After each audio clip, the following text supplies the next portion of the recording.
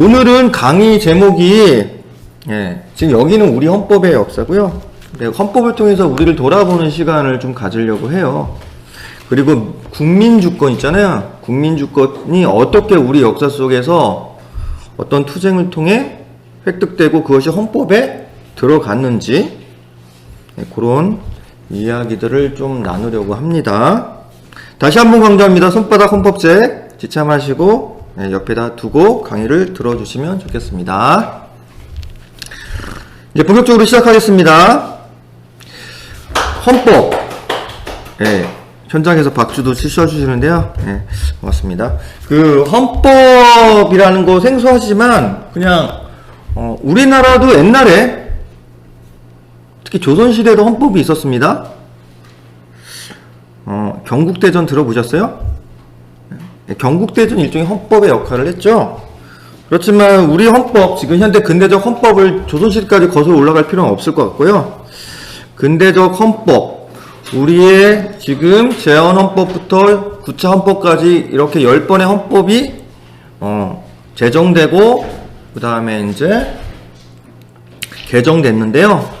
뿌리로 따져가면 저는 대한민국이 있기 전에 대한제국이 있었습니다. 물론 조선이라는 나라예요. 국호를 1897년에 변경했죠. 근데 우리는 퉁쳐서 그냥 조선이라고 이야기하지만 정확한 국호는 대한제국이었습니다. 그렇다면 대한제국에 헌법이 있었을까요? 없었을까요? 지금으로 말하면 완전한 헌법이라고 말하기도 그렇고 아니라고 말하기도 어려운 좀 애매한 헌법이 있었어요. 그 헌법, 그 명칭 아시는 분 계시나요? 그 헌법은 대한국국제입니다. 지금 여기 써놨죠. 제가 우리 헌법의 역사 지금 간략하게 굵직굵직하게 화이트보드에 써놨는데요. 대한국국제라는 헌법이 있었어요.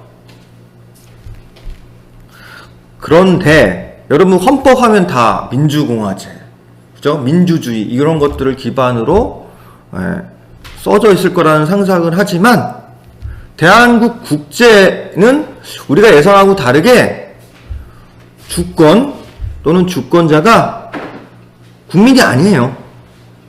여러분 500년 조선의 역사를 보면 조선 왕조는 군주정 또는 왕정이에요.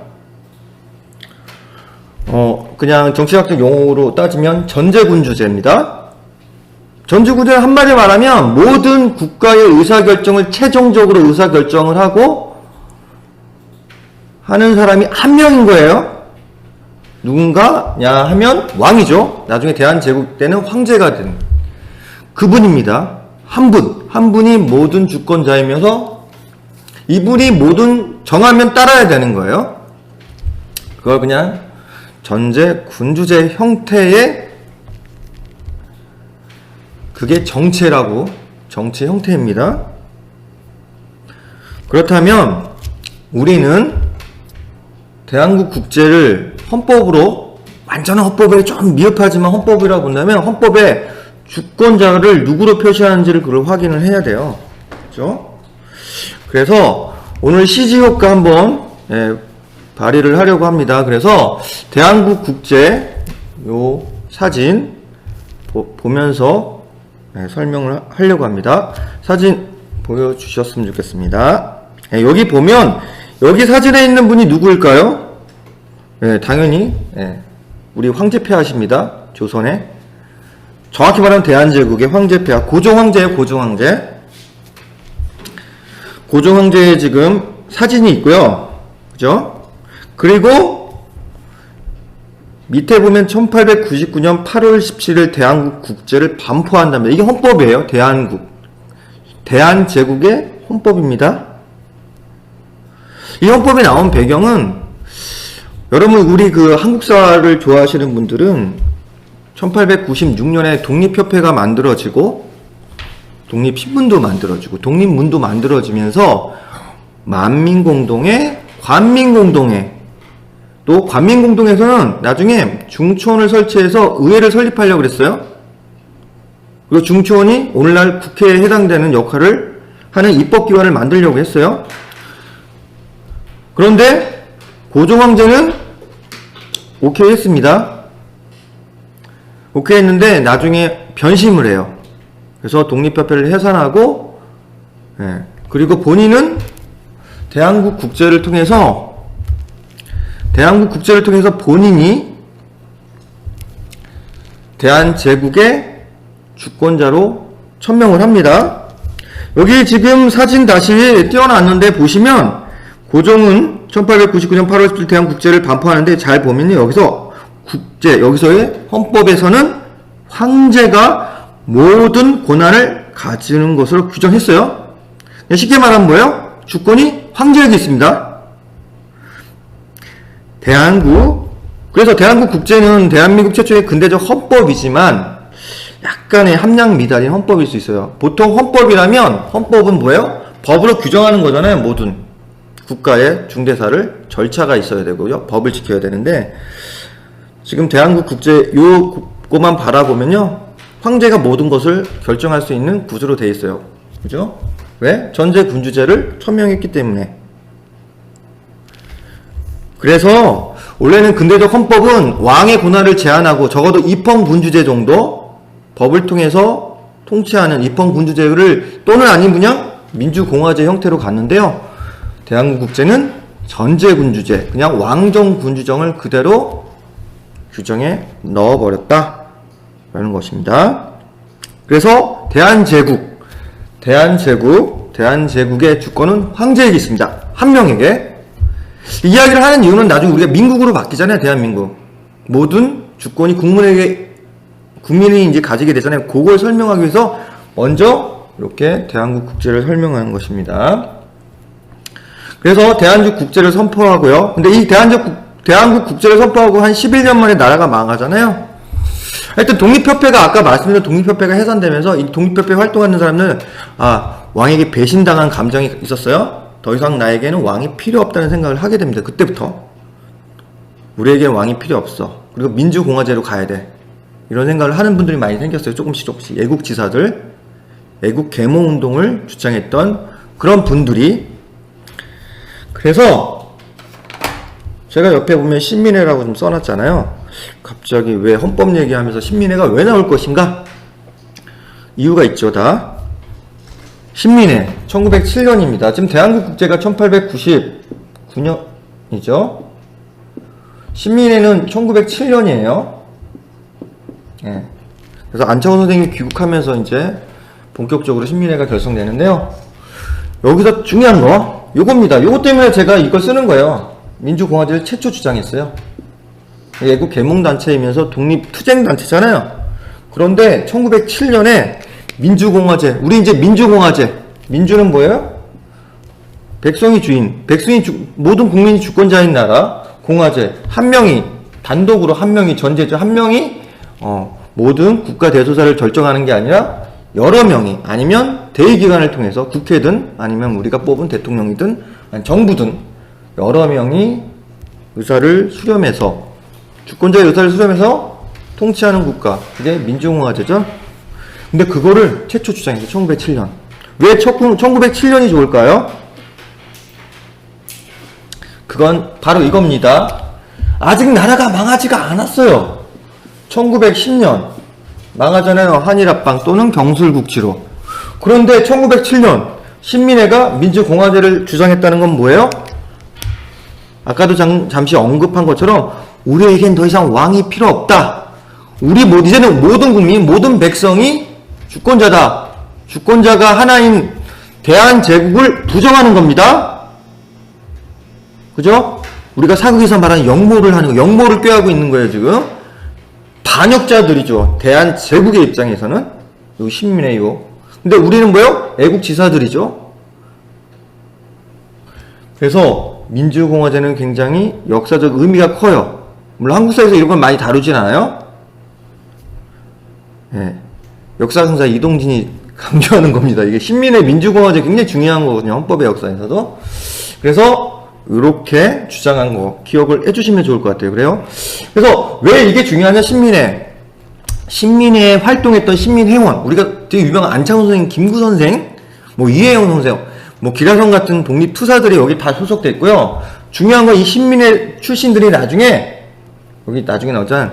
대한민국 임시정부를 주도합니다.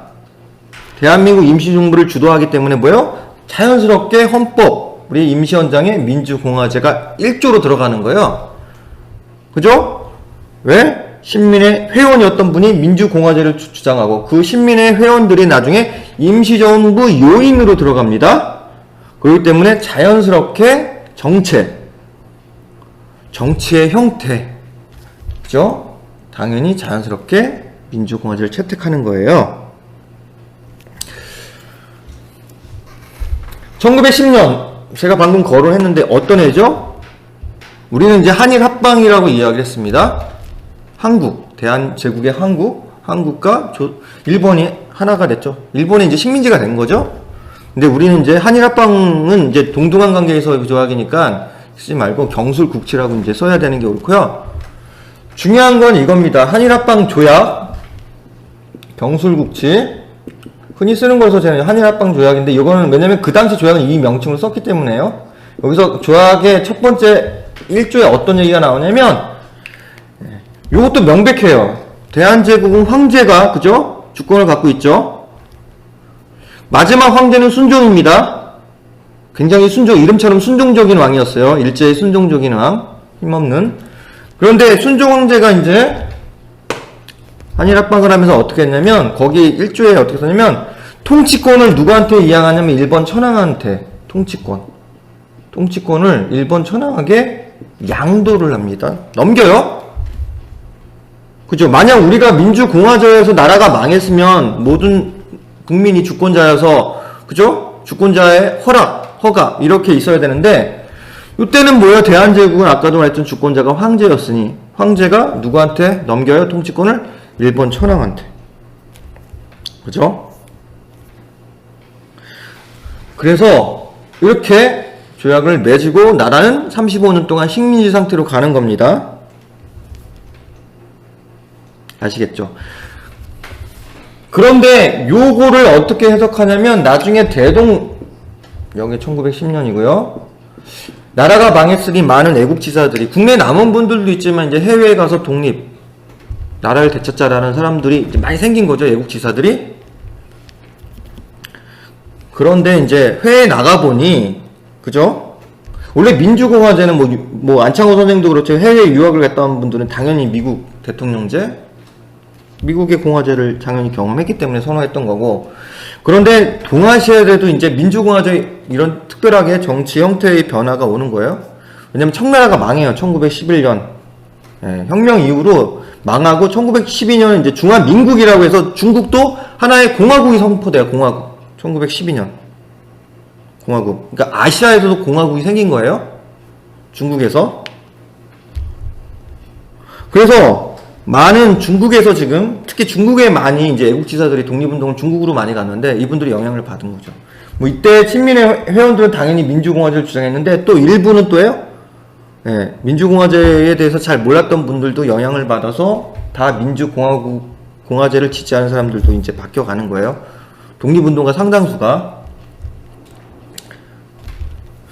그런 와중에 1917년 중국에서 활동하는 애국지사들이 요걸 선포를 해요. 대동 단결선언이라고.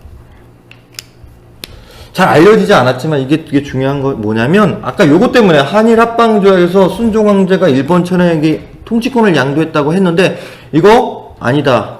순종 황제, 여기서 황제는 순종입니다. 순종 황제가 통치권을 나라가 망하면서 이걸 우리 애국지사도 어떻게 해석했냐면 요거 황제가 나라를 어디에요? 주권을 인민에게 넘겼다고 해석을 하는 거예요.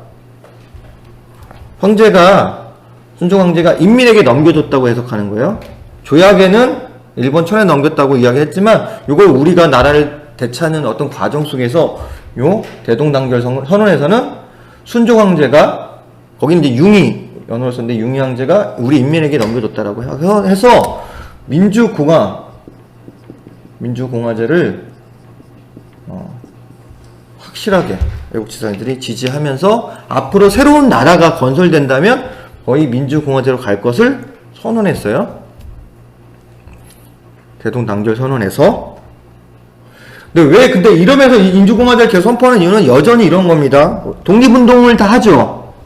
독립운동을 다 해요. 근데 민주공화제를 주장하는 사람들만 있었던 건 아니에요. 그죠? 왜냐면 여기 보면 전제 군주제가 있으면, 아까도 여기가 민주공화제가 있으면 이 사이에는 또 중간 형태의 정치체제도 있잖아요. 이 절충안. 전제 군주제와 민주공화제를 절충할 수 있는 그런 정치체제는 입헌군주제예요. 왕은 존재하지만 헌법에 입각해서 통치하는 입헌군주제라는 정치 형태가 있어요. 오늘날도 있죠, 당연히. 영국도 그렇고 일본도 그렇고, 그죠? 있잖아요, 지금도. 입헌군주제가 아직도 있어요. 근데 입헌은 기본적으로 민주주의예요. 법과 절차에 따라서 법을 제정하고 집행하는, 군주권을 제한하는 거죠. 그러니까 여전히 뭐예요? 이런 거예요. 전제 군주제를 지향하는 사람들도 있어요. 독립운동을 하면서. 어떤 사람이겠어요? 충을 중시하는 양반 아니면 유림들 같은 경우는 여전히 전제 군주제를 선호합니다. 그러겠죠? 이분들은 대한제국에 우리 황제를 다시 복귀시킨 거예요. 황제로. 그죠? 그런 주의를 복벽주의라고 해요. 복벽주의. 조금 어려운 단어인데요. 복벽주의는 뭐예요? 지금 나라가 망했지만 다시 국권을 회복해서 우리 고종 황제께서, 왜 고종 순종이 아닌 고종 황제가 강제 퇴위를 당했기 때문에 아직 살아계시기 때문에 고종이 다시 황위에 올라야 된다는 생각을 하는 굉장히 보수적인 입장의 복벽주의도 있어요. 독립운동가들 사이에는. 근데 여전히 뭐예요? 민주공화제를 주장하는 사람들도 많죠.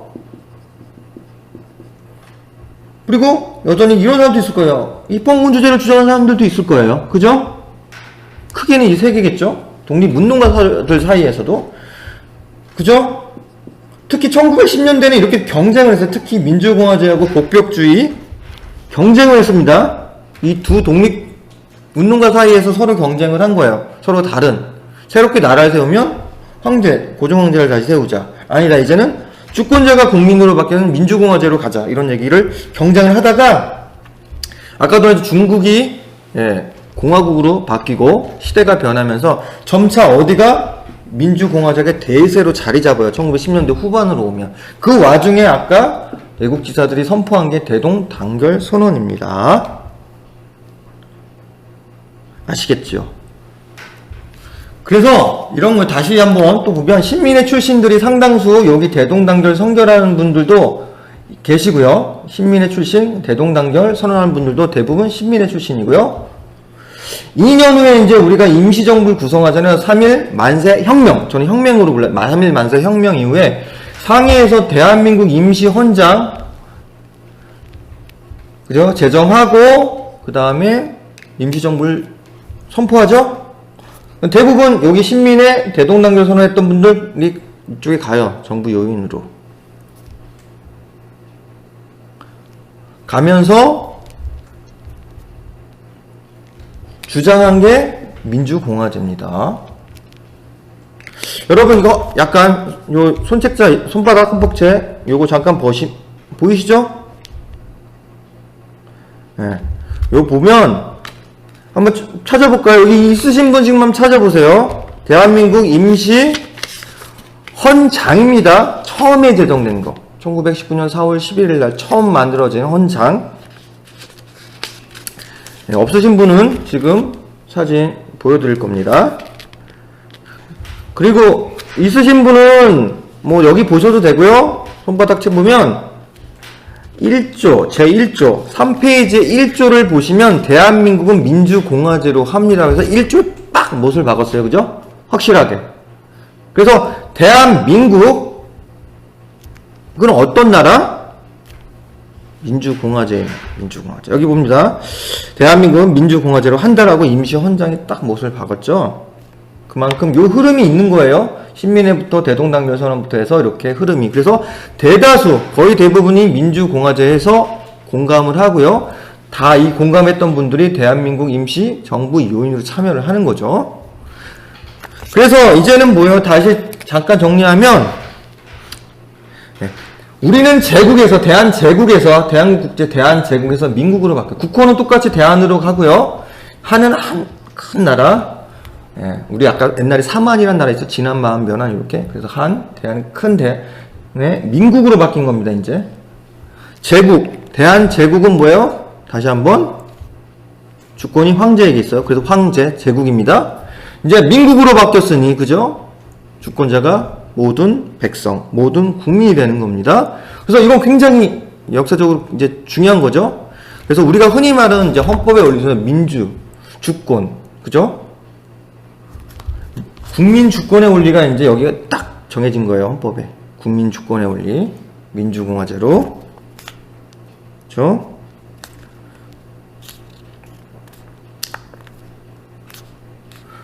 다시 한번 여기 사진, 임시원장 잠깐 보면요. 예. 지금 없으시는 분들 때문에 잠깐 사진을 올리면요.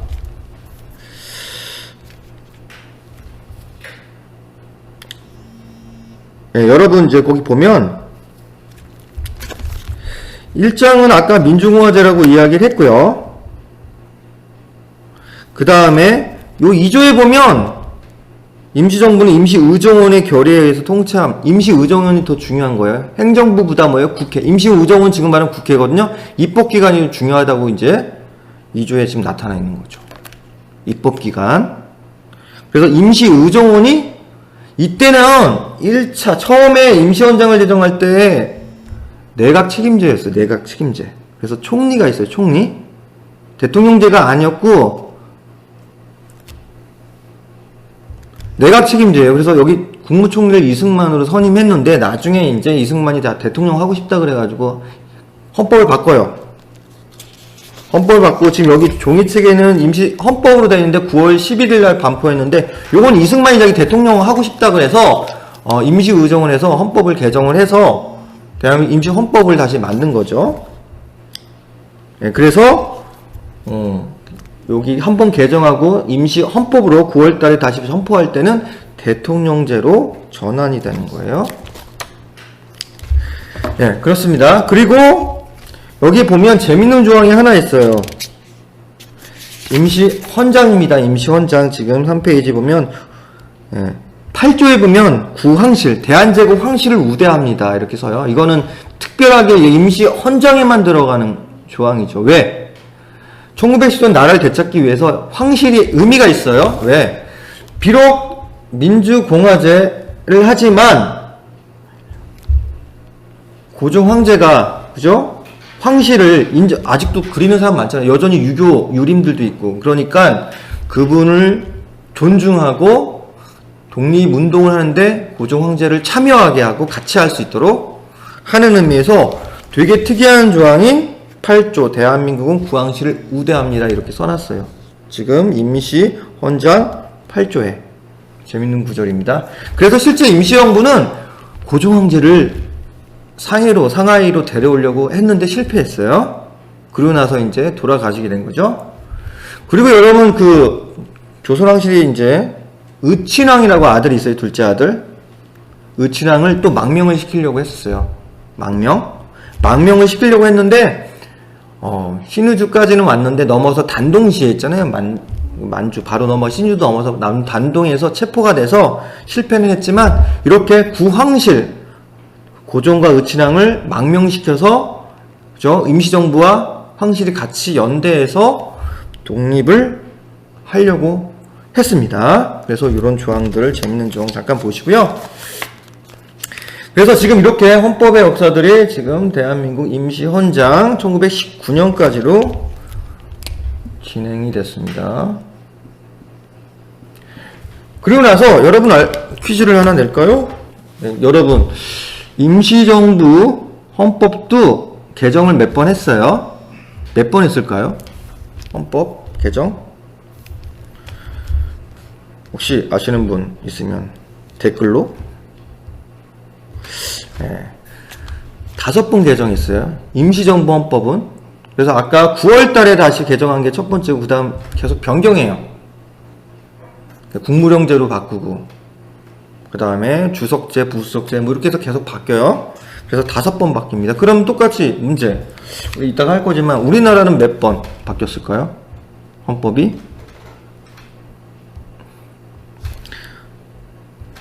아시는 분도 있는데 지금 일부러 안 하시는 것 같아서 제가 답을 이야기하겠습니다. 지금 현재 헌법은 9차 헌법이에요. 9차 헌법. 9번 바뀌었다는 거예요. 그죠? 그렇다면 몇 번인가요? 재헌헌법 포함해서 10번 바뀐 거죠. 10번.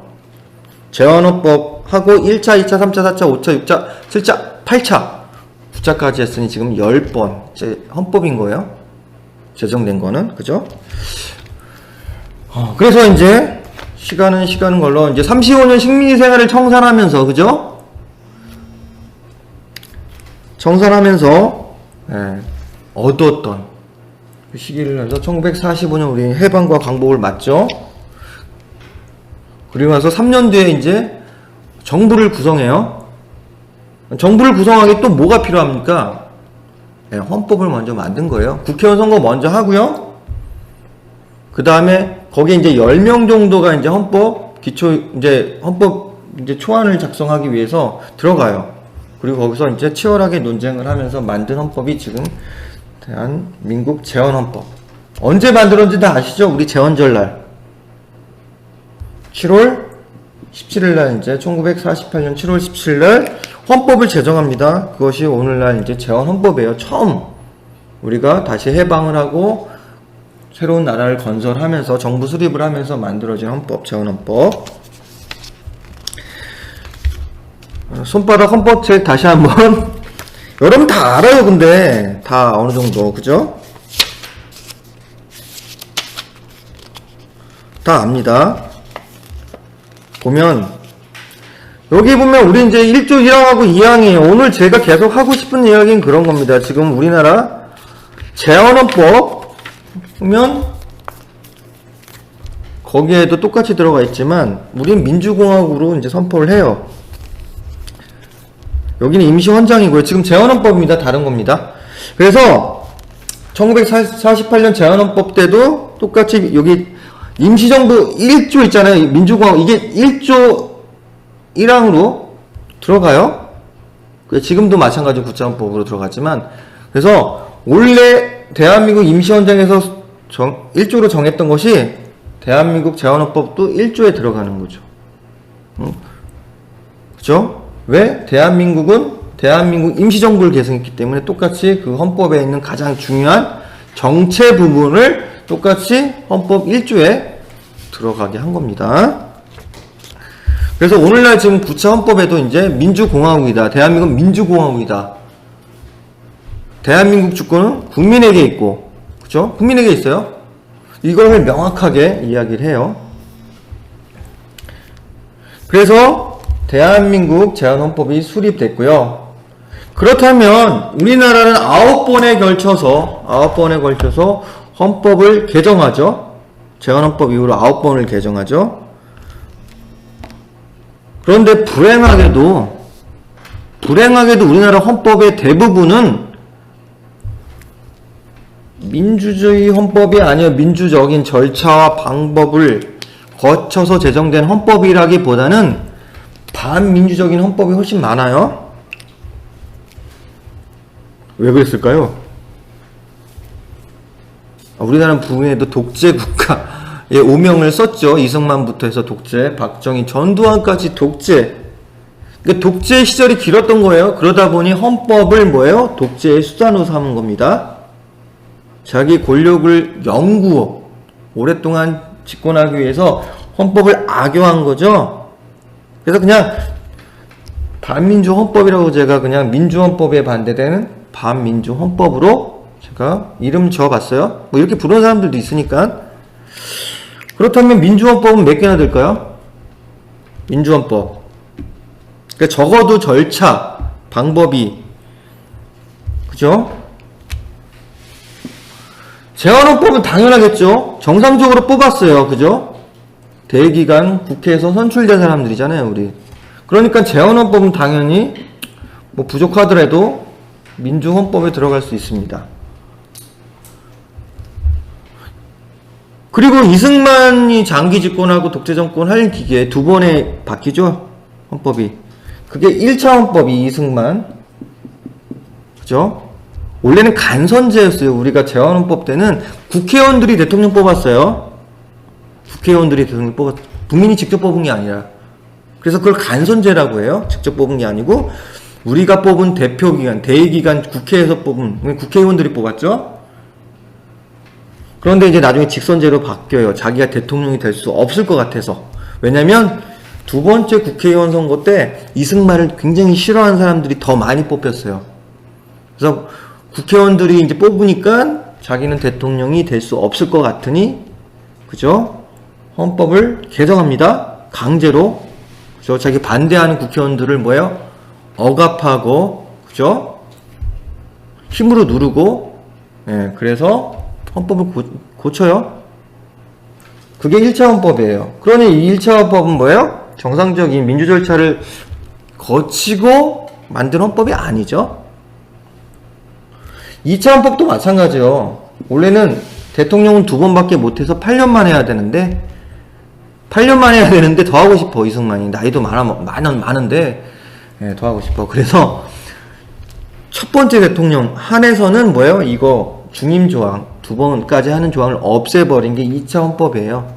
그러니까 뭐예요? 아까도 말했지만 1차 헌법, 2차 헌법은 이승만 독재 장기 집권을 위해서 헌법이, 그죠? 도구화된 그런 결과를 가져왔으니 1차, 2차 헌법은 뭐예요? 반민주 헌법이라고 말할 수가 있겠습니다. 아시겠죠? 그 다음에 요 이후에 드러나는 이제 3차 헌법이 4.19 혁명 이후에 만들어진 거니까, 그거는 뭐예요? 정상적으로 다시 부정선거 끝에 이승만이 하야하고 다시 총선거를 거치고 나서 뽑은 국회의원들이 다시 헌법을 제정했으니 요 3차 헌법은 민주 헌법에 들어갈 수 있겠습니다. 그죠? 적어도. 4차는, 예, 여기 그냥 부칙만 개정한 거라서 거의 의미는 없지만 그냥 같이 3차, 4차 붙여서 보면 될 것 같고요. 5차 헌법은 이제 박정희 군사 세력들이 군사 쿠데타를 일으키고 만든 헌법이 5차 헌법이에요. 그러니 애초부터 그 헌법을 제정한 사람들이 정통성이 없죠? 국민이 뽑은 사람들도 아니에요. 총과 칼로 권력을 찬탈했기 때문에 5차 헌법도 반민주 헌법에 들어갈 수 있겠습니다. 6차 헌법은, 6차 헌법, 예. 6차 헌법은 2번 대통령을 해요, 연속으로. 박정희 대통령이. 그래서 8년 했는데, 8년 했는데 더 하고 싶어. 똑같아요, 이승만처럼. 나 대통령 더 할래? 라고 외치면서, 그렇지. 자기 이제 공화당, 그 다음에 야당과 이제 일부를 빼내와서 날치기로 해서 만든 게 6차 헌법. 이거 삼성개헌이라고 합니다. 그래서 3번. 예, 3번까지 대통령이 될 수 있도록 또 고쳐요. 그러니까 이것도, 예, 정상적인 게 아니라 날치기도 하고 뭐 여러가지, 그죠? 예, 그래서 6차 헌법도 반민주 헌법이라고 말할 수 있어요. 3번까지 했으면 되는데, 박정희 대통령이 벽에 똥칠할 때까지 대통령을 하고 싶어 합니다. 예? 징하죠? 그래서 만든 헌법이, 예, 1972년 7차, 우리의 그 유명한 유신헌법이에요, 유신헌법. 1972년. 예, 유신헌법을 만든. 그러니 이것도 뭐예요? 예, 국민이 절차대로 주권자가 원하는 정상적인 절차를 밟지 않고 본인의 독재, 집권을 연장하기 위해서 만든 것이 반민주 헌법이라고 말할 수 있겠습니다. 예, 계속 5차부터 계속 불안하죠. 그 다음에 8차 헌법은 전두환 대통령이 어떻게 만들었어요? 예, 광주의 시민들을 학살하고 권력을 잡고 본인이, 예, 권력을 유지하게 만든 헌법이니 당연히 8차도, 예, 반민주 헌법이라고 말할 수 있겠습니다. 그 다음 요 이제 8차까지 갔다가 나중에 1980년 6월 항쟁 이후에, 그죠? 요때 이제 계속, 예, 7차, 8차. 1971년 이후에 대통령 선거를 대통령 직접 선거를 하지 못했기 때문에, 투표하지 못했기 때문에 6월 항쟁의 모토 중에 가장 유명한 건 직선제개헌이잖아요. 직접, 국민이 대통령을 직접 뽑고 싶다! 그래서 국민들의 저항이 거세서 결국 우리 민주 항쟁이 성공을 거둬서, 예, 헌법을 다시 제정을 해요. 그것이 오늘날 9차 헌법이니까 요거는 민주 헌법으로 들어갈 수 있겠습니다. 요 헌법이 지금 현행 헌법이고 지금요 87년에 제정했으니 지금 헌법 33년이 지난 거죠. 이동안 계속 헌법이 그 헌법으로 계속 간 거예요. 그래서 이게 실효성이 떨어지다 해서 최근 몇 년 동안, 그죠? 헌법을 개정하자. 뭐, 4년 중임제 하자. 그죠? 뭐, 여러 가지 이제 이야기가 나온 게, 대통령 이제 임기랑, 그죠? 이런 것들을 바꾸기 위해서. 지금 5년인데 뭐, 4년 중임으로 가면 헌법을 바꿔야 돼요. 그죠? 개정을 해야 되기 때문에 지금 헌법, 개정 이야기가 나오고 있습니다. 그래서 이렇게 민주헌법으로 반민주헌법, 사차는 의미가 없고 하다 보면 실제는 이렇게 3번 정도, 나머지는 이렇게 많이, 대부분은 반민주헌법으로 우리 역사가 그러니까 이어져 왔다고 생각하시면 되겠네요. 앞으로는 이런 반민주헌법이 나오진 않겠죠. 우리 촛불혁명을 일으켜가지고 박근혜 대통령을 이제 끌어냈기 때문에 앞으로 이렇게 반민주헌법은 나오지 않을 겁니다. 그리고 오늘 이제 마지막으로 이제 우리 헌법 중에서 우리 지금 여기 혹시 우리 청소년분들 지금 시청하고 계신 분들 계시나요? 우리 민주헌법에서 지금 이 3차 헌법을 제가 민주헌법이라고 이야기를 했는데 이 3차 헌법은 아까 말씀드렸지만 4.19 혁명에 의해서 만들어진 헌법이죠. 그러니까 혁명을 통해서 우리 국민들의 민주주의 열망을 통해서 많은 국민들이 이제 돌아가신 후에 만든 헌법이에요. 그래서 의미 있는 거는 이 4.19 혁명에서 이제 3차 헌법이 의미 있는데 4.19 얘기를 갑자기 하는 이유는 그런 겁니다. 우리가 지금 아까도 말했지만 국민주권, 그죠? 민주공화국을 만드는 우리 역사 이렇게 이야기했잖아요. 그죠? 실제 이런 겁니다. 우리나라는 진짜 뭐 혁명을 하긴 했지만 이승만을 죽일 정도는 아니었고 보통 프랑스 혁명, 러시아 혁명 같은 경우에는 뭐야? 나중에 황제들, 그죠? 주권자였던 황제들을 죽여버려요. 그죠? 프랑스 혁명도 그렇고. 근데 우리나라는 이제 이승만이 이제 그냥 너 하와이로 가라 해서 그냥 가는 걸로 끝났는데 우리나라의 역사는 좀 일반 이제 서양의 역사와는 좀 다르게 보시면 알겠지만 우리는 아까 나라를 되찾는 국권 회복이죠. 나라를 되찾는 운동가 아까 보면 여기 신민회부터 이렇게 보면 10년대부터 이렇게 오면 임시정부까지 오면 뭐예요? 주권을 황제로부터 해서 우리 국민으로 되찾아오는 과정이 같이 있어요. 나라를 되찾고. 근데 보통 서양은 뭐예요? 자기를 통치하는 왕, 그죠? 국내에서 왕을 몰아내면서 이제 혁명을 통해서 민주공화국을 탄생시켰는데 우리는 독립전쟁, 독립투쟁하고 국민주권, 국민이 주권을 가져오는 거를 같이 했던 거죠. 일본의 식민지였기 때문에. 그게 좀 이제 서양하고 좀 차이가 날 수 있는데요. 특히 우리나라는 4.19 혁명 중에서 가장 가열찼던 4.19 혁명 이야기를 하면서 제가 오늘 여기 청소년을 위해서, 그죠? 아까 우리 여기 청소년을 위해서 특별히 이제 요거 3차 헌법과 관련돼서 좀 마지막 이제 설명을 좀 하려고 하는데요. 여러분 4.19 혁명의 주역은 누굴까요? 그러니까 옛날에 우리가 그 현대사는 잘 공부를 안 했을 수도 있고요. 잘 몰랐을 수도 있고 하는데 보통은 뭐 이런 걸 알 거잖아요. 막 서울에서 막 고려대생이 막 4월 그 4.19 혁명이 이제 일어나기 전에 4월 18일 날 그죠? 막 그래서 막 데모하러 가는데 저녁에 이제 정치 깡패들이 와가지고 고대 학생들을 때리고 나서 그리고 나서 뭐 고려대뿐만 아니라 시민들이 합세해가지고 4월 19일 날 모여가지고 이제 그죠?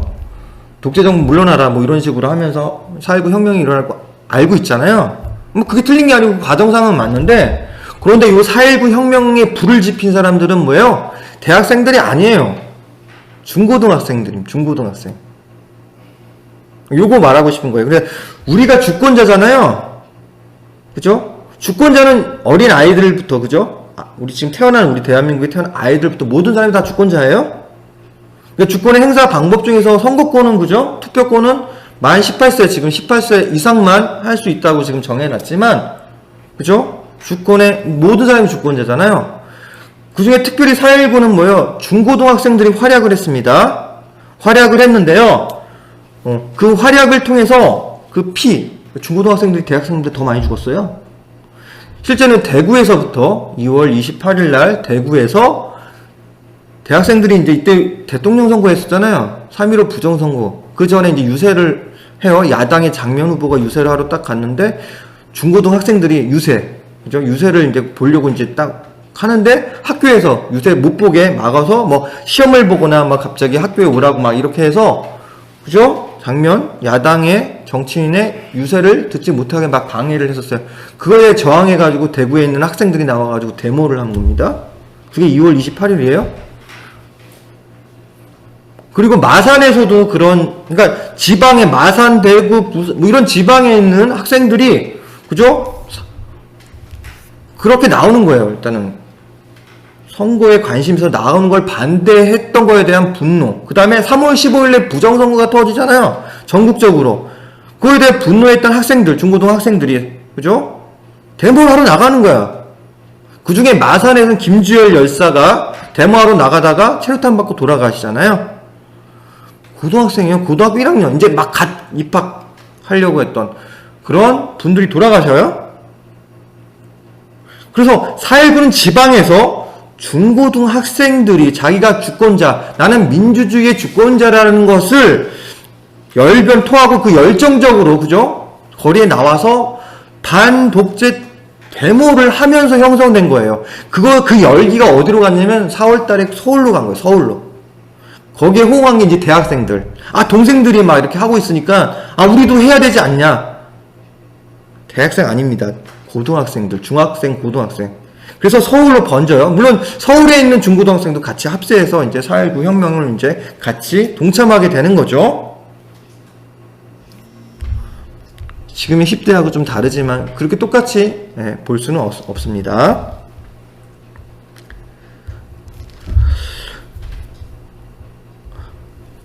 그래서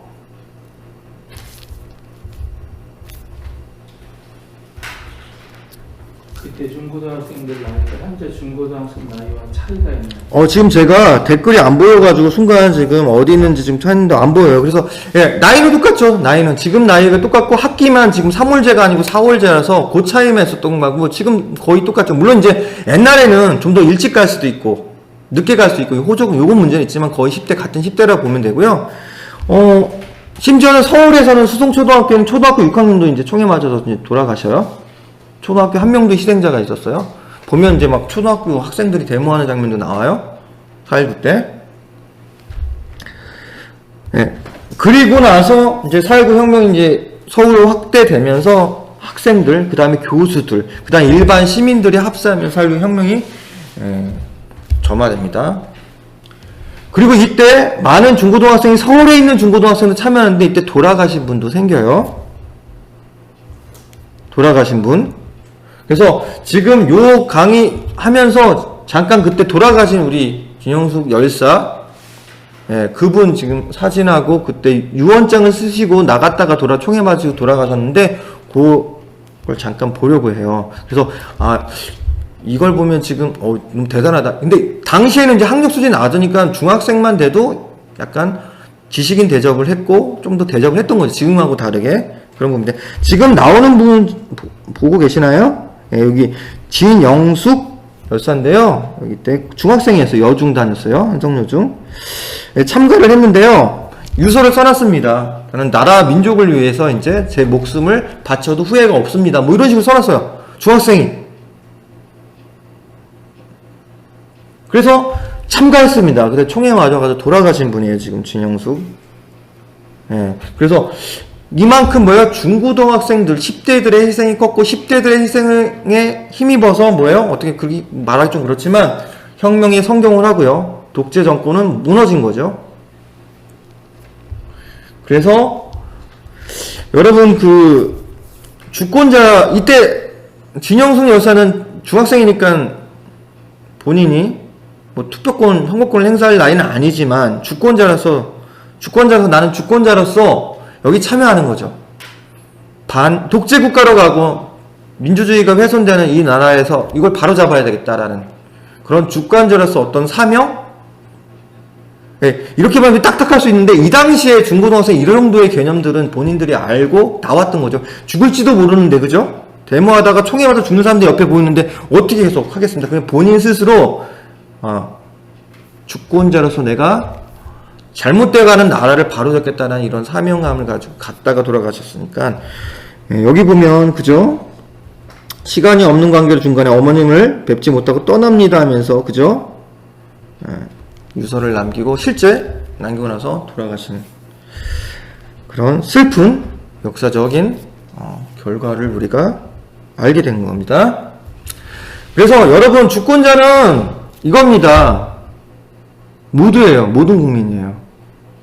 진정한 우리가 민주공화제 주창하고요, 형식적 민주주의로 우리가 대한민국 제헌헌법 때 이루어졌지만, 진정한 형식적 헌법상에 있는 주권자가 명시되어 있는 게 아니라 실질적 민주주의로 가기 위해서는, 그죠? 주권자가 주권자의 역할을 감당을 해야 돼요.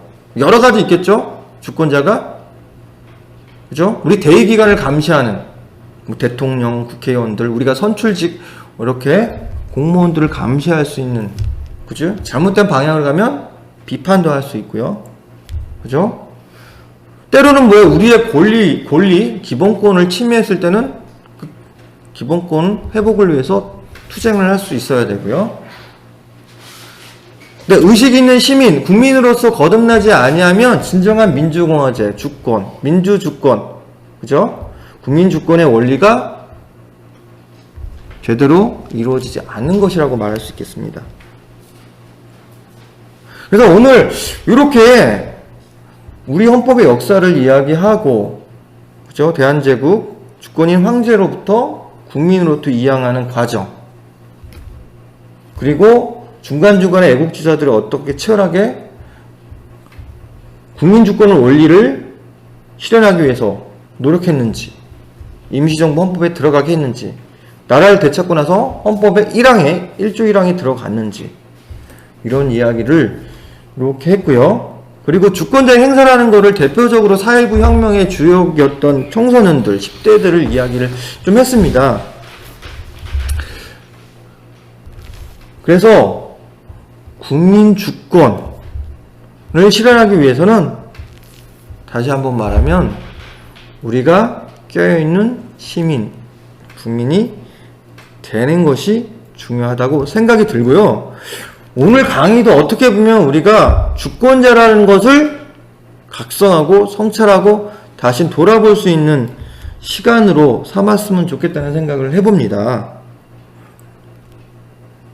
나름 치열한 우리나라도 이렇게 치열한 역사들이 있었으니 오늘날에 사는 우리들이 어떻게 살아갈까, 이제 요 고민을 좀 해보셔야 될 것 같아요. 헌법이 존재하죠? 그죠? 형식적인 거는 다 이루어졌어요. 그죠? 반민주 헌법도 앞으로 나올 일은 거의 없을 겁니다. 문제는 이런 거죠. 형식적 민주주의를 진정한 민주주의 또는 실질적 민주주의로 전환시키느냐? 이게 우리가 남은 과제인 것 같아요. 어떤 일을 할 수 있을까요, 저희가? 최근에 제가 올 초에 이제 헌법 강의, 제가 이제 뭐 헌법, 우리 부천 시민연합에서 하는 헌법 강의를 제가 들어서 수강생으로 들으면서 뭐 저도 깨달은 바가 많은데요.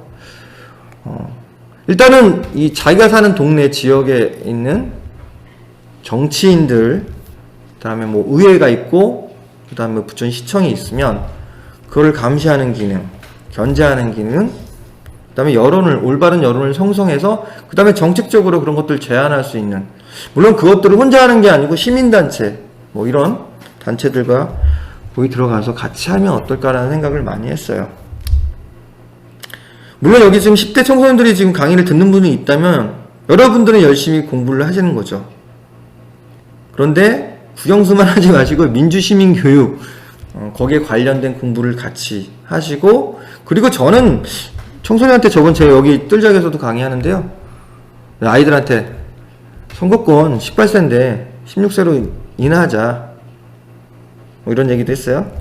여러분이 원하면, 그리고 그게 필요하다면 뭐 17세든 16세든 주장할 수 있습니다. 그죠? 그리고 그런 국민 전체의 공감이 형성되면 가능할 수 있겠죠. 각자의 할 수 있는 일들은 찾으면 많을 것 같아요. 그죠? 각자의 환경과 처한 조건하에서 주권자의 역할들을 좀 찾아가셨으면 좋겠습니다. 그게 어떻게 보면 오늘 강의의 핵심이고 제가 하고 싶은 이야기겠죠. 많은 분들이 이야기를 하지만 보이세요?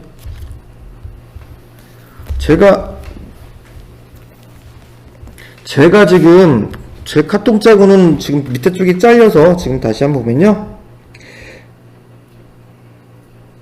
예, 대동단계에서는 황제의 주권을 인민에게 넘겼다고 주장했다 했는데 근거가 있었나요? 근거는 그러니까 이런 겁니다. 근거는 본인들이 이제 해석을 하는 거죠. 우리가 법도 해석을 하잖아요. 그래서 당시에 이제 이미 신민회부터 활동했던 분들이 대동단결 신월 지금 10년이 지나면서 여전히 민주공화제가 뭐예요? 우리나라 새로운 나라를 건설하면 정체로서 민주공화를 채택하자라는 생각을 했고, 실질적으로 순종황제가 통치권을 천황하게 한 건데, 이제는 뭐예요? 군주국이 아니잖아요. 군주국을 만들 게 아니고 민주공화제를 만들려고 준비했다면 당연히 뭐예요?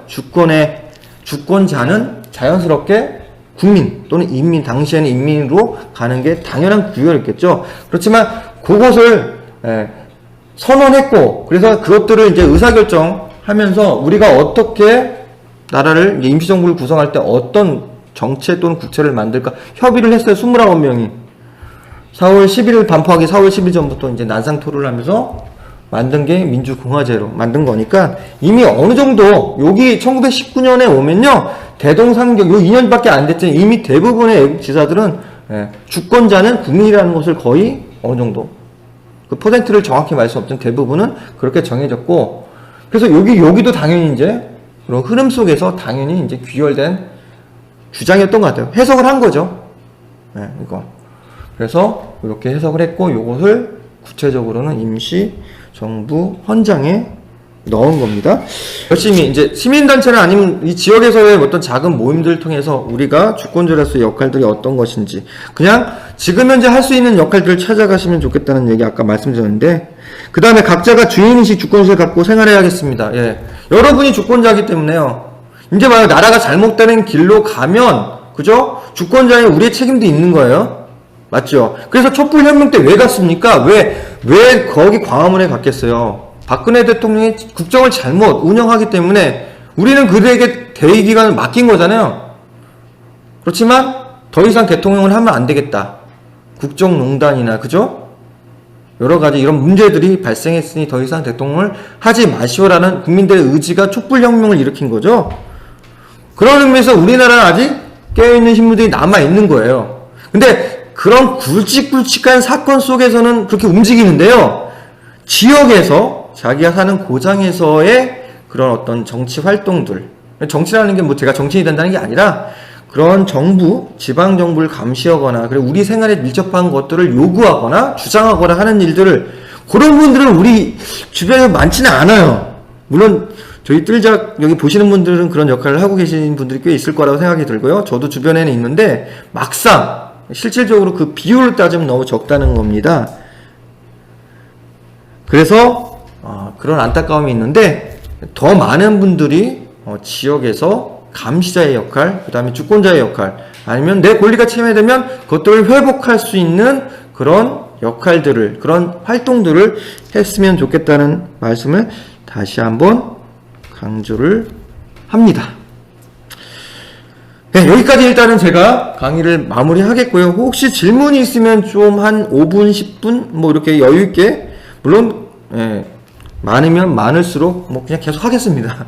그런 있는데 물론 지금 시간을 저희가 딱 1시간을 정해놔서요. 지금 이제 시간이 끝날 시간이 한 5분 정도 남아 있어요. 그렇지만 구애받지 않고 질문이 있으면 대답하실 수 있고, 또 저 말고도 그런 질문에 그냥 댓글로 한번 달아보고 싶다 하시는 분들 있으면 댓글로 달아보셔도 될 것 같아요. 이 시대의 청소년들이 나라의 주인이라는 인식을 갖기 위해서는 작은 단위부터 변화돼야 한다고 봅니다. 가족 안에서 대등한 관계로, 그렇죠, 인격적인 동등한 관계로 목소리를 낼 수 있어야 할 것 같아요. 이러한 인식이 학교에서도 자리 잡아야 하고 마을로 그렇습니다. 그래서 저도 그래요. 학교 밖에서의 교육 아니면 가정 안에서의 교육이 자연스럽게, 그죠? 아니 가정 안에서 권위적인 어떤 분위기 속에서의 민주교육 아니면 주권자로서의 성장하기는 쉽지 않을 것 같아요.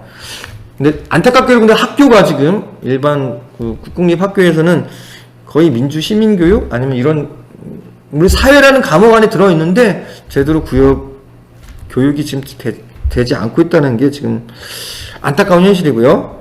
그렇다면 뭐 학교를 해서 그걸 원하는 거 주장을 할 수도 있고, 안 되면 이제 마을에서 아니면 가정에서 이렇게 할 수 있는 그런 기회, 그리고 같이 고민하고 같이 활동할 수 있는 장이 열리면 더 좋을 거라는 생각을 하고 있습니다. 그렇게 됐으면 좋겠고, 지금 뜰작이 그런 역할을 하고 있어요. 그래서 뜰작 짱이야 라고 광고 한번 하고 말씀드리고 싶네요. 그래서 진짜 여기 뜰작은 청소년들이 와서 수업도 하고요, 또 활동도 하고요, 그죠? 책도 읽고요. 그런 공간으로서 정말 감사한 민주 시민을 만들어가는 그런 그런 공간이 아닌가 싶습니다.